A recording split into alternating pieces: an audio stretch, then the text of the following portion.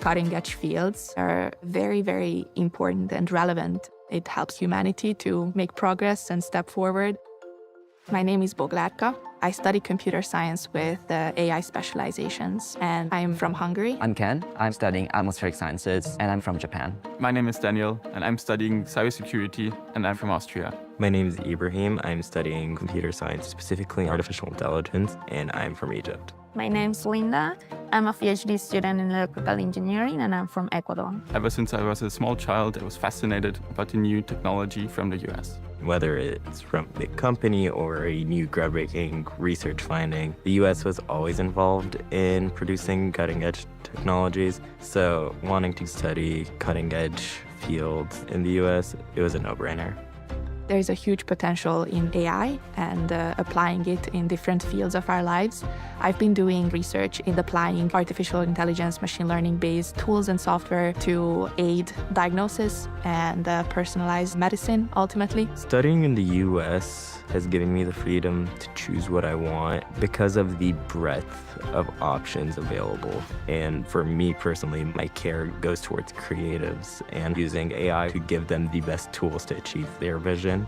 I'm studying atmospheric sciences. I use numerical models, many different kinds of simulations to predict and quantify the change in the climate. I'm really excited about the field of cybersecurity. Hello, everyone, and welcome to our today's sessions. We are very happy to have you today here. We are for our second webinar scheduled for March. My name is Alina, and Education USA Virtual is here to provide you interesting and helpful webinars with useful topics from participation with our institutions from the United States. And I would just like to remind you that Education USA Virtual is here to assist you with your application with useful information, tools, tips, tricks about your research process, about your application process, and all the steps you have to consider for your studies, either for undergraduate degree or postgraduate degree. And today, as we already have mentioned, we have two awesome speakers, and we'll talk about specifically undergraduate degree and specifically about how to make your choice, because we have a bunch of students who would come to our Education USA advisor confused about the process of application. And I think it's very important for our audience just to know on what they need specifically to pay attention when they would get their offer, when they would do their research process, and what they need just to pay attention when, making that choice. So we have Daniela Baban and we have Ita Duran. And I would just like you to introduce these two ladies. Maybe I would just give them the floor to just say a bit about themselves. They prepared for us the presentations, but I will start with Ita. So Ita, if you can just introduce yourself, and then we can just move to Daniela, and afterwards we can move to the presentations. Sure. Hi, thank you, Alina, and hello to everyone who is watching either live or on the recorded version of this. I really appreciate your time and attention to the presentation. So as Lena said, I am Ita Duran. I work for the Massachusetts College of Pharmacy and Health Sciences. I have a doctorate in global health with a specialization on population health and comparative healthcare systems. And I will be talking to you about how to choose your healthcare program, which one is the right fit for you. Perfect. Daniela. Hello, everyone. My name is Daniela Baban-Hurl, and I am working at State University of New York, and the abbreviation of it is SUNY Cortland. I've worked at the university for over 13 years, and I primarily specialize in immigration and helping international students to come to the United States and get the best college experience based on their career preferences and social experience. Awesome, which is very helpful for our students. So you guys have the option to submit your question. We will start with the presentation of these two wonderful ladies, and then we can switch to the Q&A session. We also have prepared some of the most popular questions, but I mean, it's going to be even more interesting if some of you have some related question to the presentations or to the topic. Okay, so the first presenter for us is going to be Ita. So Ita, I would just make sure to share the screen with the present. Yeah, hi, Alina. I can't hear you anymore, so I don't know if you've said anything, but I hope my presentation is being shown. I would like to, so the question you asked me to address was, how do students choose the best healthcare program for them? So you can move on to the next slide. I want to give you a different angle than you might usually hear. I want to talk to you about translational gap. When we discover something in healthcare, in research, something that's revolutionary or disruptive, or just any kind of research that comes about, it takes an average of 17 years for the findings that we've discovered to actually be implemented as standard care around the world. The reason I talk to you about that is because this difference in what is being practiced and what is being taught, this translational gap, varies around the world, and it's not necessarily correlated with either GDP or at what level a country is developed or not developed. Even within the United States, you're going to have areas where that translational gap is much broader than in other places. And then you have places in the United States, and you can move on to the next slide. You have places in the United States where there is such a concentration of research institutions, institutions of higher education and learning in close proximity with teaching hospitals, institutions that actually implement the research that is being done, that you're going to find that the translational gap is much shorter. And why is this important to you, you may ask? Because where you learn dictates what you learn. And it is important to choose the right location. On the screen right now, you're looking at the Longwood Medical and Academic Area. If you take a little bit of time and Google this after this presentation, you're going to find that this area produces close to 20% of all research that is published in healthcare around the world. It is home to some of the most prestigious practicing institutions and clinical sites and research areas and biotech and pharmaceutical companies in the world. And MCPHS is located right in the middle. You can move on to the next slide. And this is important for you because the studies that you're going to be taking on are long studies, they're expensive studies, it's a huge time investment for you and a financial investment. And you want to be learning what is being practiced in healthcare in the 21st century. You want to be able to gain these skills that are necessary for you in the 21st century. Here you see on this slide some careers that you might not have thought of around healthcare. Of course, we always think of, you're either a doctor, a researcher, maybe a nurse or a pharmacist. There are many, many careers in health. But all of these careers today have been disrupted by new technologies, by new medical devices. Genetics has completely revolutionized the way we approach healthcare these days. With genetics, you need to know big data. You need to be fluent in how to manage, analyze big data. And as soon as we start talking about big data and analysis, we start talking about artificial intelligence. So you need to be aware of how artificial intelligence works. And don't be thinking, well, yeah, that's good. I'll learn my career in healthcare and then I'll look into AI. Actually, AI is here. AI is already being implemented in some of these top institutions that I've been talking about. And of course, there's that debate around artificial intelligence. How much do we want artificial intelligence to decide? Whether it's better or not, do we feel comfortable allowing artificial intelligence to make life and death decisions? Regardless of what your position is on that, it is important that when you start looking at healthcare programs, you can move on to the next slide, you start thinking about what are the career skills that are necessary for you to work in that industry of tomorrow. You're going to need to know healthcare technology and new systems. Genomics, anything around precision medicine. I'm sure you've heard about the CRISPR tool and how we are able to modify genes in order to lower the probability of certain pathologies to develop in a person. We talked about artificial intelligence, data science, and information management, but how about entrepreneurship, leadership, You need an institution that is going to help you network in the 21st century industry. We're going to talk about how an institution can support you as you enter the employment market.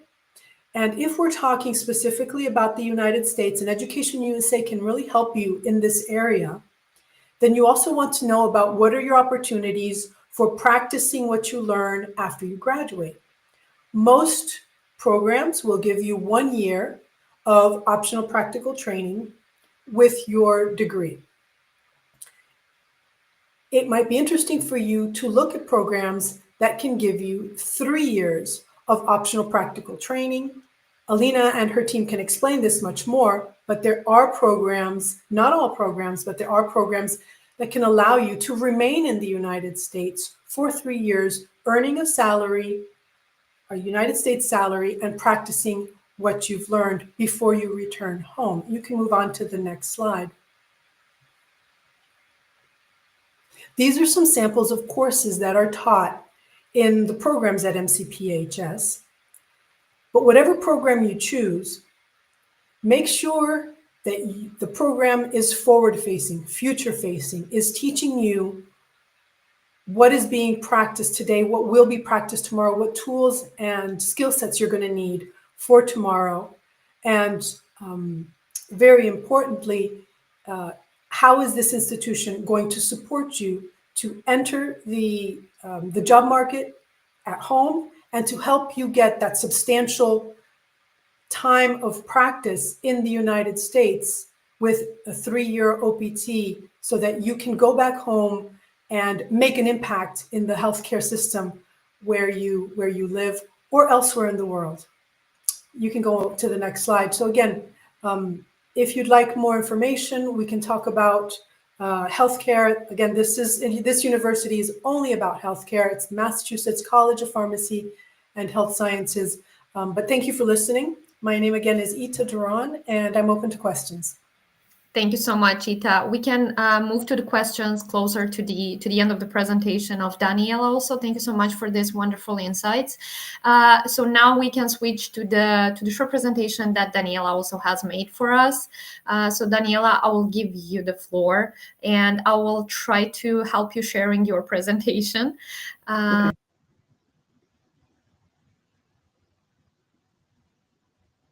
Okay, great. Thank you very much. So again, my name is Daniela and I work at State University of New York. And I'll talk briefly about my institution and some of the services that we provide and how best to help you choose an undergraduate program. So for instance, our university is considered more of liberal arts university. We are a state university and we offer over 40 different programs like art, biomedical sciences, business, community health. I wrote some of them so you could read them just to make it easier. And we offer also graduate programs, but we are specifically focusing today on the undergraduate programs. Next slide, please. And so Cortland is located in central New York. You can see the red dot on the map. We're right in the middle of the state. So we are about 3.5 hours from New York City. We are in a smaller city located. We are close to Niagara Falls, Philadelphia, and about 6 hours from Boston and Washington, D.C. And we were rated one of the safest campuses in New York State. So we take a lot of pride in student safety. If you don't mind going on the next slide, please. And Alina from Education USA provided us with questions, and I will respond to those questions. So at SUNY Cortland, international students receive a dedicated support through the international programs where I am the director, and we really strive to make sure you students have the best experience. So we pick, so I broke this down in 3 different options. So first part is how to choose the right program. You have to make sure that it aligns with your career goals. And so you'll be able to do internships that may be of interest to you. So there's a lot of programs that it's not really advertised that you could do internships, but many programs do have an internship as a requirement as part of the program. I do highly recommend that you look at universities and academic programs that do offer that opportunity that you can do an internship, which will give you experience working in the United States, which will really help you build your resume when you graduate. And in regards to staying compliant with your student visa, so all undergraduate students are required to take a minimum of 12 credits per semester. So that equals to 4 3-credit courses when they are on F1 students. Primarily, most students come to the United States on F1 visa. Some do come on J1, but generally, if you're coming for undergraduate degree, you'll be applying for F1 visa. So during that time, you're only permitted to take one online course. So when you're looking at programs and you see fully online programs, or another term is hybrid. Hybrid means 50-50, you take some online, some in person. Please know that as an F1 student, you're not permitted to do that, unfortunately. You can only take one online course per semester. So also consider work opportunities. If you like to get work experience, I highly recommend, especially students that come here for a full degree of 4 years, or if they transfer from another university from their home country, perhaps they have 2 or 2.5 years to study in the US. Look again at universities that offer various hands-on experience, internships, fellowships that you can get that work. Sometimes you can even do this on campus, so you don't have to travel. I know a lot of international students are concerned about having cars and transportation. You can often find a lot of these resources on your own campus. There's many faculties. Look for teaching assistants. There's many labs at universities where you could work. I would say majority of our international students work as tutors. They work at the different departments, the library. So there's many opportunities that you could get on your own campus. Next slide, please. So the second question that was brought up to me, so at SUNY Cortland, international students have many resources to help students choose the right academic program and plan for their future career. So one of the main things in the United States and at our university is you'll have an academic advisor, a dedicated academic advisor for your program that will help you and guide you throughout your academic career. So the professor will help you choose courses that are of interest to you, the courses that are required for your major, and to make sure that you graduate on time. This is very important. The other benefit about American education, you have an option of taking other courses. For instance, I've studied in Europe, and you sometimes are very focused on your specific major, and that's the only courses you can take. In the United States, you have liberal arts courses, part of general education system. And in general education system, you would take at least 10 different courses as part of a major that are from various fields. So you could be a biomedical sciences student, but you would still take a history course, or you would still take an art course. So you would have an option to learn something new. Another benefit about US education is if you're starting with one major and you don't like it, or it's just not what you envisioned it might be, you have an option of changing it without losing many courses, because you could transfer to another program. So this is something that you could keep in mind. You might be set on studying something, and for some reasons you don't like it or it doesn't work for you. You have the option of changing that program of study. Another important thing is that a lot of universities have a very robust career services. I strongly encourage students from day one to know where that office is and to work with them. Their job is to help students find internships. They help you write your resume or CV. They can help you set up your LinkedIn account. They do mock-up interviews. So many students might never, if they're 17, 18, just going to college, you've never had a job interview. So this office can help you do a mock-up interview, which really helps to prepare you, so you know what to expect from a job interview or an internship interview. At SUNY Cortland, we also offer a career development course, which allows students to take that during their first year of studies, which will help you just explore different career options. Again, if you're unsure what you might want to study, where you are set on a certain major, it's good to take this class just to see what else is out there.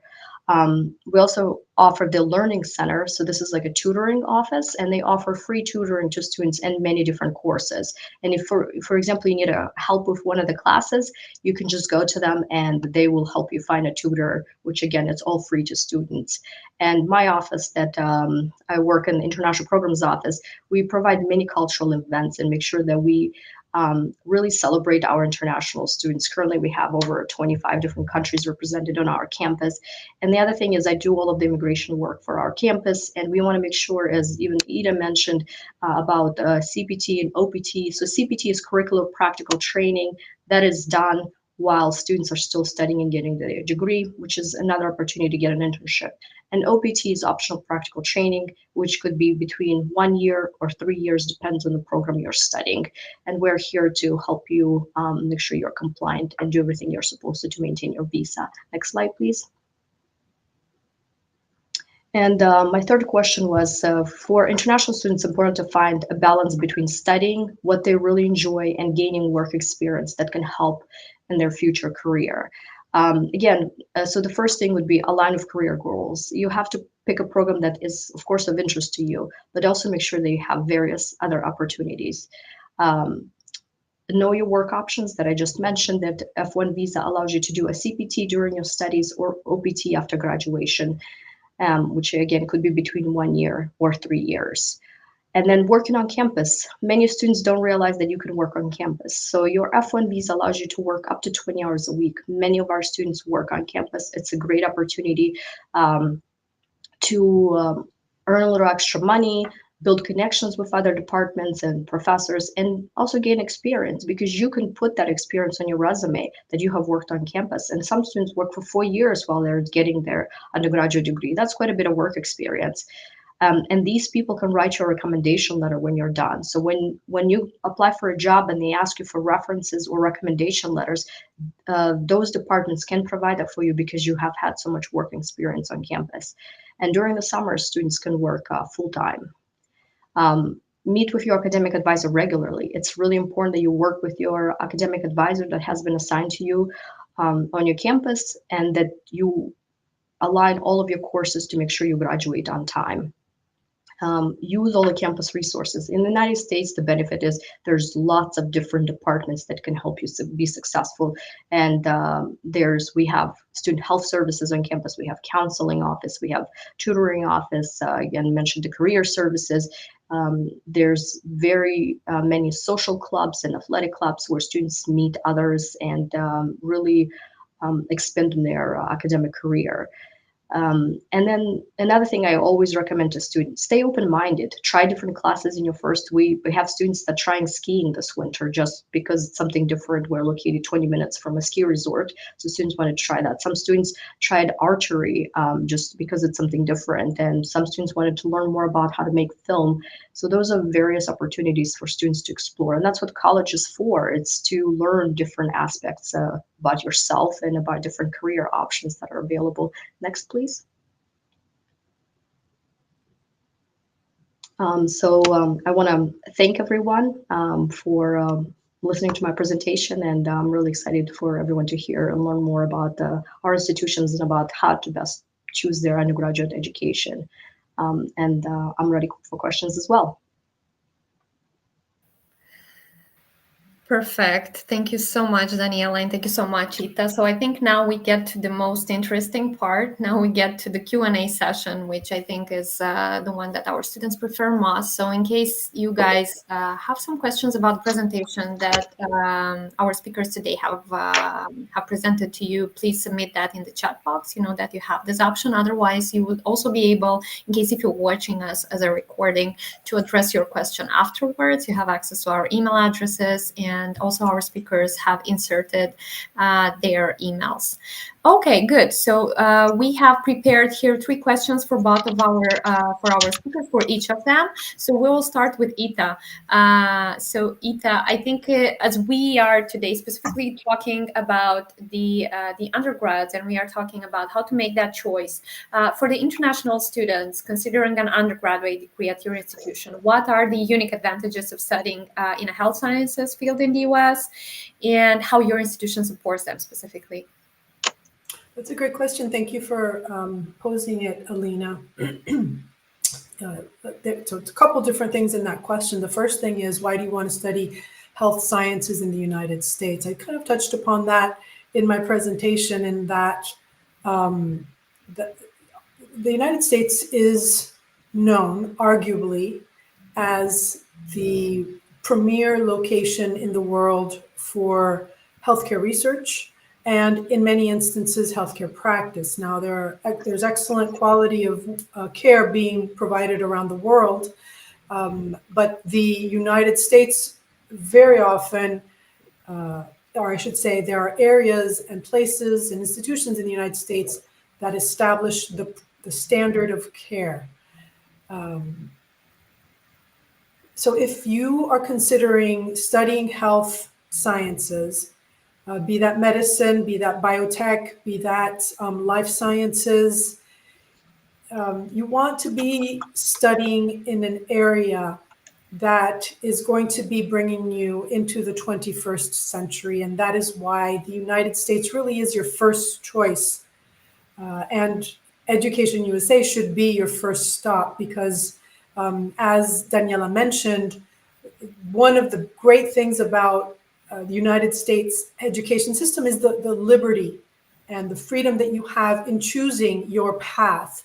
Because you start in a career in one area, or I'm sorry, if you start your studies in one area, doesn't mean that that's where you're locked into for the rest of your academic career.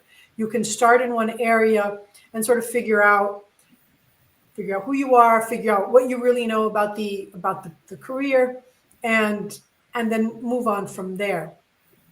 The question about how do we support students through the admissions process, I'd like to repeat that the Massachusetts College of Pharmacy and Health Sciences has for 200 years existed exclusively to work in the healthcare field. So my answers will always be within the healthcare field.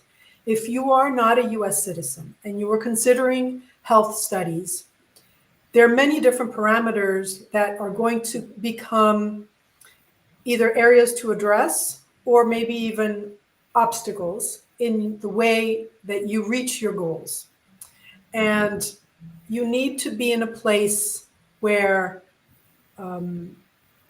where you're coming from is understood, what career you want to go back into is understood, as well as the challenges that not being a US citizen might bring upon your path while you're studying in the United States. And let me give you an example. As you know, medical schools in the United States accept very, very few international students or students who are not US citizens. That's something you need to know, and you need to know how to address it. You need to know how to have a strategy to improve your chances.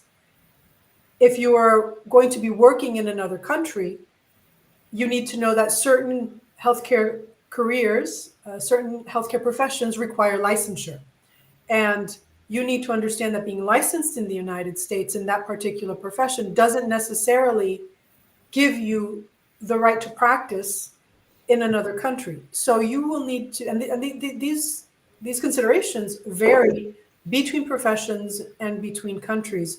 So it's important, very specifically, again, for the healthcare fields, if you want to be looking at a career in healthcare, it's important to be talking to people who know about comparative healthcare systems and healthcare education around the world. And this is how MCPHS supports international students from the very beginning to understand where you're coming from and where you want to go. Great. Thank you so much, Ita, for this great response. I just wanted to also double check with you. When do you think is the right period for a student to address maybe to your institution about his or her applications for the undergraduate studies? So as we know, specifically for health sciences or specifically for medical degree, the students would need to follow some additional courses where they would just need to have an orientation on a specific subject, such as biology, such as chemistry, and how you recommend our students in what class or what year of their high school they can address to you, and the support they can get from you? When is it better to be asked? Most universities will want to look at your grades before really understanding what your potential is and what the right fit for you is. At MCPHS, we're going to be looking at your science grades. I'm sure you're not surprised about that. What we want to know is, do you love biology? How good are you at chemistry? Did you make it through physics? These kinds of questions. And we want to know how you performed in these classes for a certain amount of time. So the information that we need really accumulates around your 11th grade, right? So 1 or 2 years before you're actually applying to university is a really good time to reach out to MCPHS and talk about the career that you're interested in. And don't be surprised, we're not going to be asking you, what do you want to study? We're going to be asking you, what do you want to be after you study? Because you have to understand that there are many different ways to get to the same goal, and your particular skill set, your capacity for work, your passions, where you're coming from, all of these things might change that path to reach the same goal.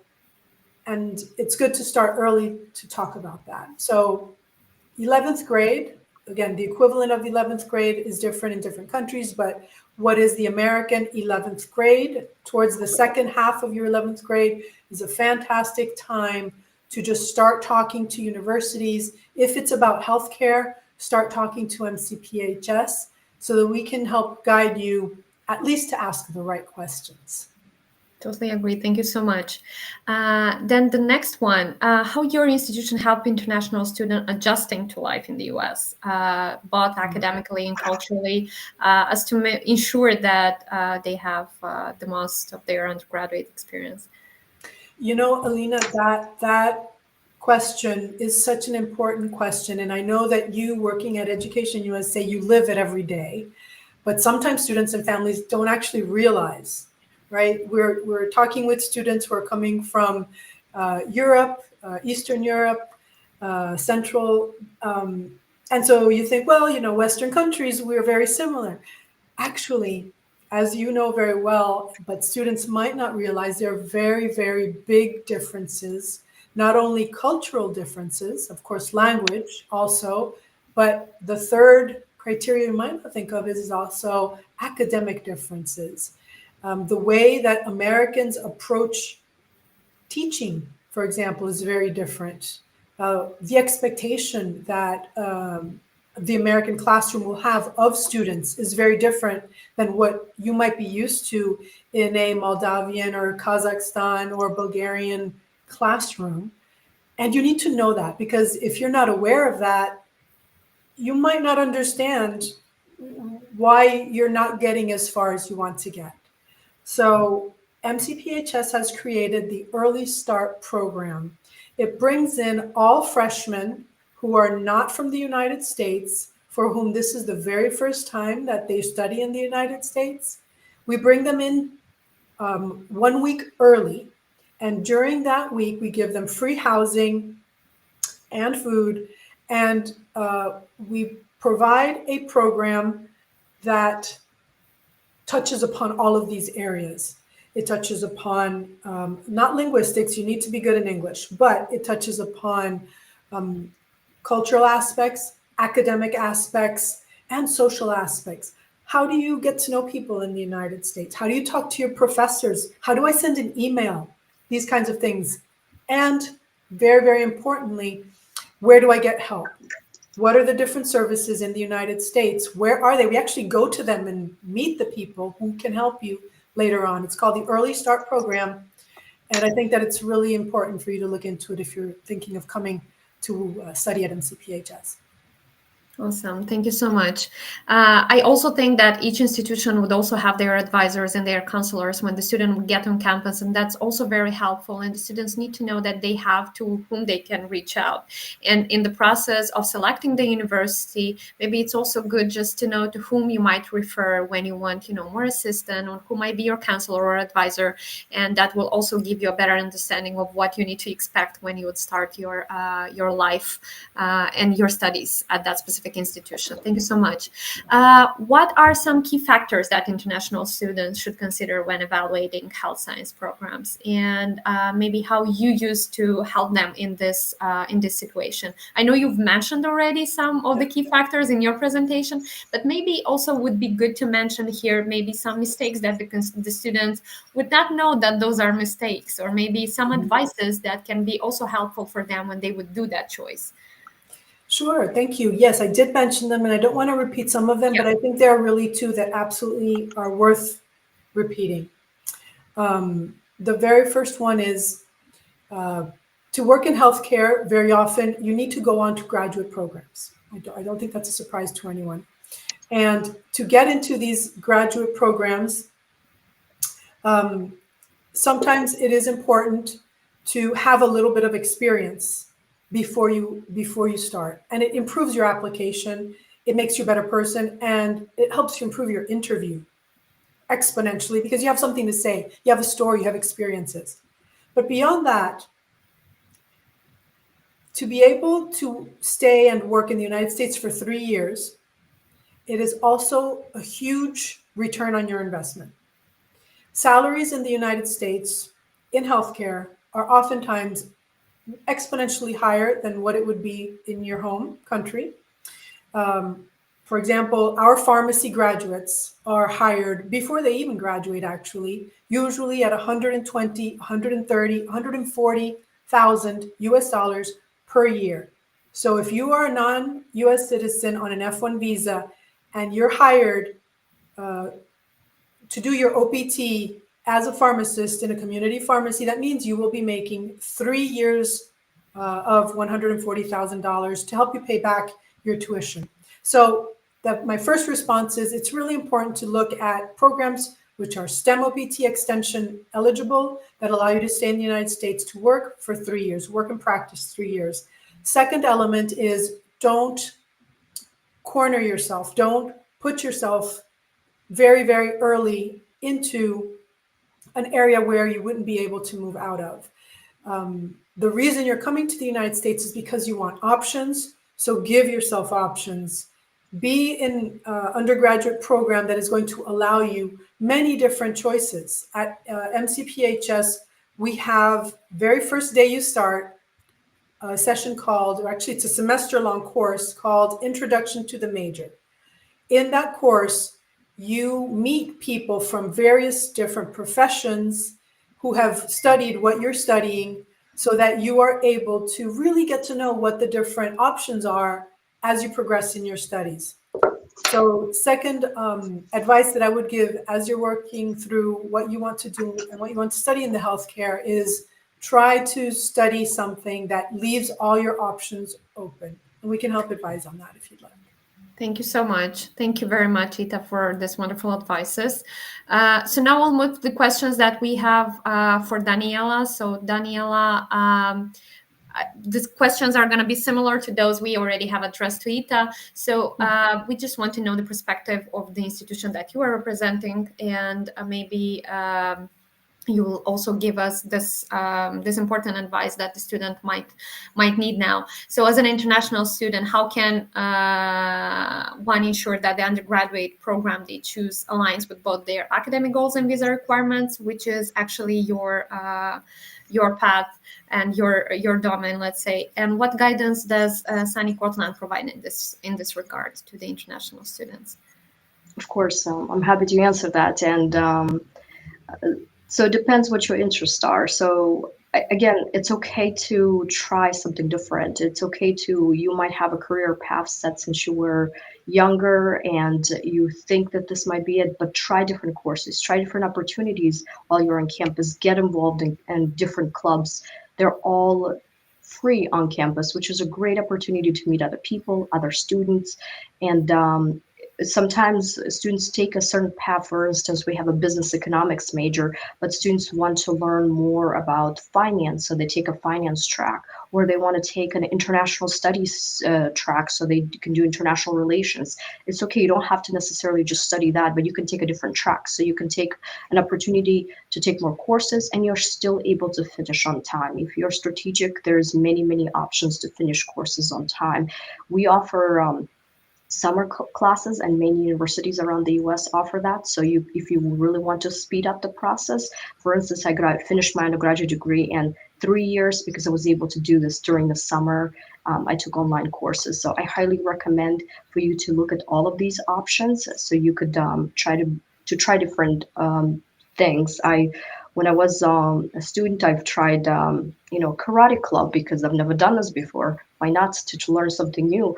I've also, tried to learn how to ski. That's unfortunately not my thing, but I've tried to do that too. So I really believe it's important that while you're here, to take advantage of all of these opportunities, because when you come to an American college or university, you really have an option to try different things. So why not try it out? Totally agree. And that's a great tip, by the way, because students, when they would do their research, they would just focus, on this academical things. They would not really focus on the other extracurricular activities they can also have on campus, which is a great reward. I mean, the university have such a great variety of different other activities they can practice. Great. The other question, what specific resources does SUNY Cortland offer to help international students exploring different programs and find the best fit for their academic and career aspirations? As we know, SUNY Cortland is a community college. Am I right? No, we're a 4-year institution. Okay. And we offer, and if you can just tell us more about what different programs they would consider maybe, and what they need to consider when choosing this best fit for their academic and career aspirations. Of course. So it's SUNY Cortland. We offer 45 undergraduate programs, and we offer over 40 graduate programs, so master's degree programs that we offer. So students have an option to transfer. So we have students that study at a community college. We are part of the State University of New York system. We are one of the biggest in the United States. We have 64 campuses around the New York State. So students often, when they attend a SUNY college, university, they can transfer 100%, and all of their courses would be transferred to any SUNYs in the New York State. So we often have students that attend a community college near us because it's a little bit cheaper, and I highly recommend to try it out, because you can get an associate's degree within 2 years or 18 months, depends how quickly you're studying, and then you can transfer to a 4-year institution. So this way you could get 2 diplomas. So you get an associate's degree diploma, and then you get a bachelor's degree diploma, and then you can pursue your graduate programs. If you do go to a community college, you can apply for OPT, for optional practical training, and you can work for a year. After that, you can go to another a 4-year degree like my university, and you can get another OPT, optional practical training. Again, it depends if it's a STEM program, part of science, technology, engineering, or math, then you can get a 3 years work permit, and then you can go to graduate school, and then you can get another work permit and to get work experience. So I know a lot of international students shy away from community college, but I recommend it, because even to try for a semester, it would really save you money. And you can take the same general education courses that most universities around the United States require, like history, psychology, art course. All of these courses are required to get an American degree. So why not try those out again at the community college?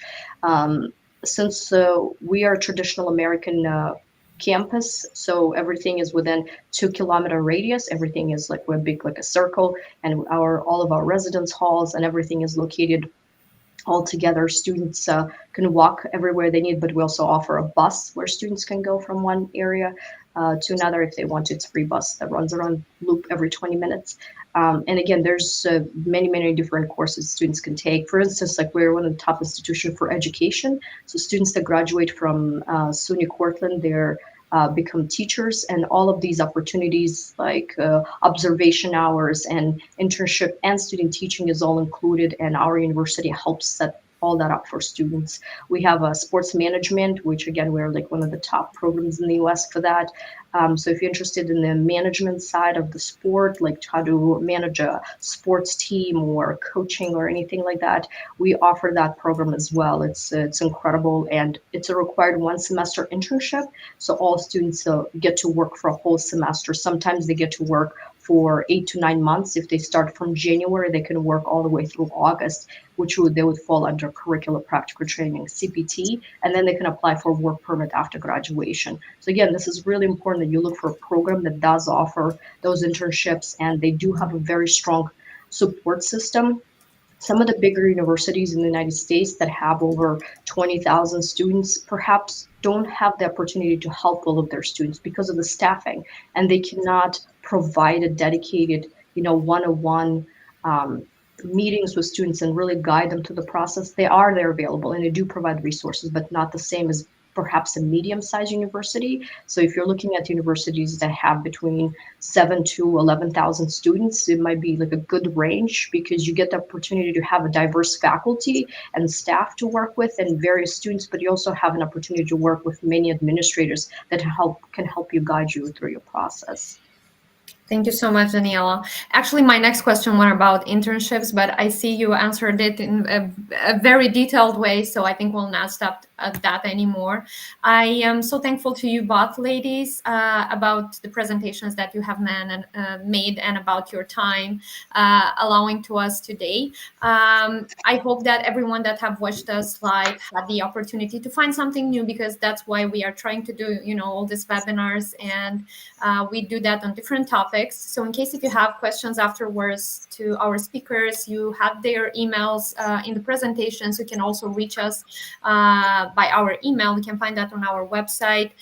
We also encourage you to subscribe to our social media. We have a Telegram page. We have our website, our LinkedIn page. So there you can also get some more useful tips, some more useful articles that can help you and guide you through your process of research and of applications for studies in the United States. And I'm so thankful once again. I thank you for your time today, ladies, and I wish you so many good students. Yes, I hope that the ones that have watched us and will watch us after will also benefit from this useful information that you have provided to us today. Thank you once again. Thank you. Bye, Alina, and thank you for everyone watching. Bye, Daniela. Thank you very much, Ida. Very nice to meet you. And thank you, Alina.